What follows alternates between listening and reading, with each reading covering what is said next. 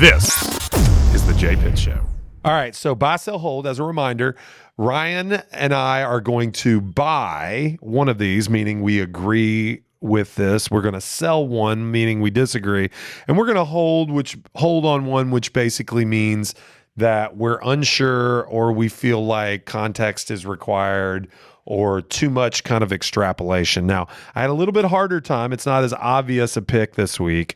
So I think some conversation needs to be had. But buy, sell, hold. First up from Kalshi Finance, just in all caps, that's a pet peeve of mine, but just in, the U.S. housing crisis just got worse as 30-year mortgage rates hit 6.69, highest since July 2025. Now, again, you can buy, sell, or hold based on anything in the tweet or the tweet's message as a whole.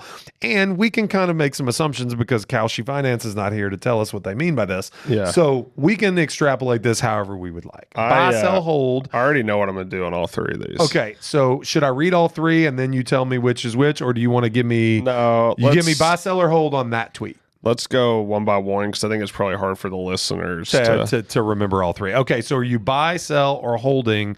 U.S. housing crisis just got worse as 30-year mortgage hit 6.69, highest since July 2025. I'm going to hold that one. Okay. Because it doesn't necessarily mean it got worse. Mm-hmm. I mean, if listings are still selling, the premise is that buying, we're in a housing crisis. Yeah. The premise is that we are in a housing crisis that has gotten worse. So you're going to hold that because you don't believe it's gotten worse. No. Okay. All right, cool. So that's a hold. I am going to, I'm between sell and hold. I'm not buying it because I don't believe we're in a crisis, at least not nationwide. And this says U.S. housing crisis. I'm going to hold as well. I'm going to hold as well because I'll acknowledge that high rates are hurting the housing market. Rates are high right now compared to the last 12 months. And there are markets that are struggling. So I'll hold because I can't buy. And I'm not ready to sell it either. Okay, so second tweet from, I don't know this account, but there's a lot of info here.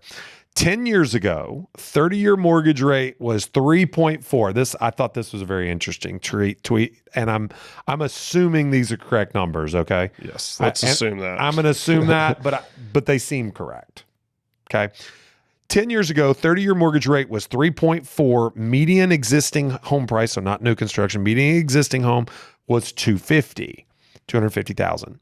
Today, 30-year mortgage rate 6.7. So we just heard it was 6.69 from Kalshi Finance, so that's probably true. And median existing home price 446.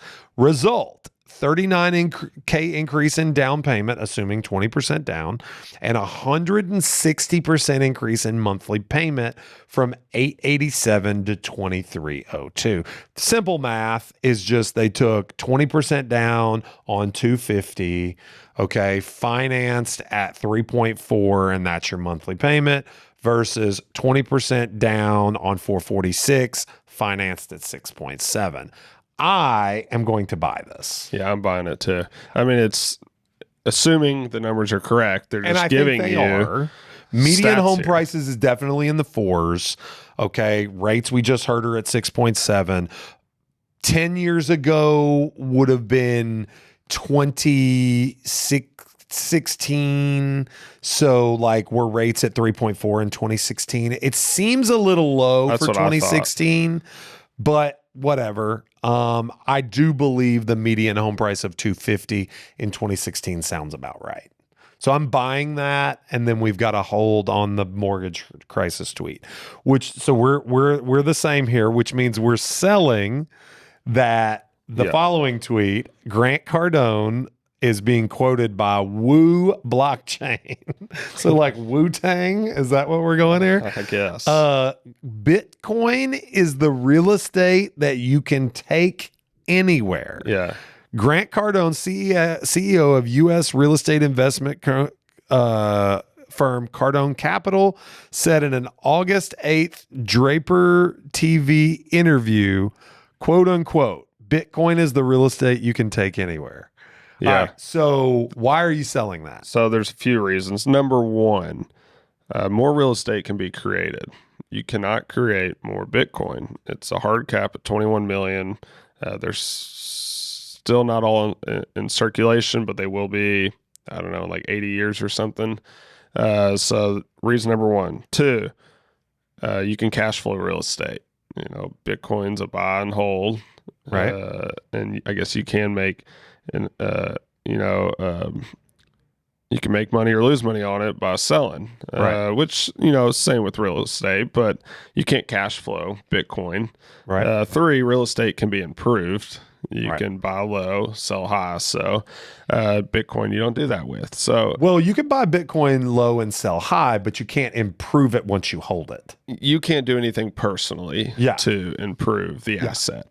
So I think that's just three things right off the bat. I'm firmly going to agree. I was going to give one I agree with your other two, and mine is along the same lines of one of yours. Is it's a dramatic and drastic oversimplification of the fact that it's what I guess you call a fungible asset, right? There is a limit to the supply of real estate, okay, but it's not a hard, fast limit. You can build up and create more dwelling units, okay? You can't create any more Bitcoin than what is scheduled to be created with the blockchain that it uses, right? So, real estate as a store of wealth is attractive because there is so much earth available. Okay.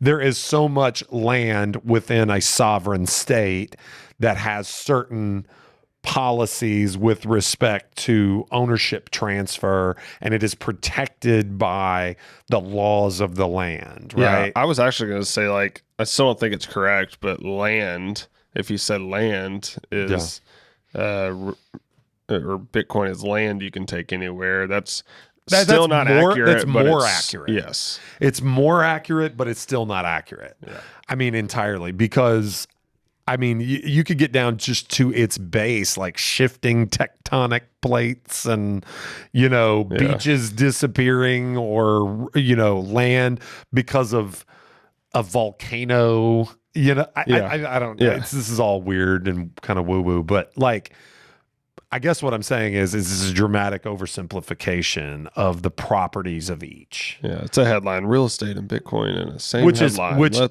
If you go back to the last time we did buy, sell, hold, we had a Grant Cardone quote, whether it was a tweet of his or not, but I think it was actually, again, someone else quoting him, tweeting something. He's full of bluster, so I mean, he's perfect for this kind of exercise. Honestly, when I saw his face, which if you look at this tweet, which I'm sure we'll throw up on a real estate post at some point, his face is what grabbed me and made me include this. So anyway, that I guess concludes. We won't always agree. I don't think we did last time. But I think we did today. And again, I think it's a good episode. I think were you surprised that I sold that one? I think including Bitcoin, you've not been as big a Bitcoin homer in my presence, at least lately. Well, there's just no reason to talk about it. It's very out of the news right now. Although it did run a couple of days ago. But it's in the last week, it's seen a good drop. I mean, it went from I guess it's not that bad, 65 to 63, and then it's gotten as low as 61 and then back up. I mean, Bitcoin is it's kind of exhausting to try to follow, to be honest. That's why I don't. In the last year, it is down from 126 to 63, though. It's halved in a year, which is kind of wild. But yeah, so Ryan is if you're a short-term listener of the program, Ryan is a holder of what? 2 full coins? I won't say. Don't want to say. Okay, sorry. Sorry I put you out there like No, that. it's You've talked fine. about it on the show before. I have before, but Okay. All right. Well, then I won't say. Ryan definitely doesn't own that much Bitcoin. But no, Ryan is not as much a Bitcoin homer lately. no, I mean, I still believe in it just as much as ever. I just Don't talk about it as much. too much energy to follow it, and I mean, I know what I know about it now. Why do I need to be so much a homer? Or, I have what I want, and I'll just let it sit there. I firmly believe it's still going to a high number at some point. Yeah. I think You know how many times it's halved? yeah. Well, and the halving now is at 63,000 or whatever. Well, here's the funny thing. The funny thing is, you and I have talked about this many times, and I still think that I wish there was a way to trade it more often based on the volatility, without getting eaten up in fees and taxes and things like that. I mean, it feels like an opportunity to do. Probably is. But most people that feel as passionately about Bitcoin as Ryan probably does, don't think that you should trade it often. You think you should buy and hold and wait, which is how I feel about real estate, which is interesting. So I did think that it was interesting to include because of, my opinion on real estate, and I know your opinion about Bitcoin. So I wasn't to answer your question. I wasn't sure where you'd come out on it. It takes up no space in my brain right now. Which does not surprise me that you sold then, to answer your question. Yeah. It doesn't surprise me because we haven't talked about it much. Yeah. We used to talk about it on the show a lot. I know. We used did. to. We used to. Then I had kids, and Then you had kids. that takes up all my space. Got busy. Got busy and, believes in it, but can't talk about it so much. Yeah.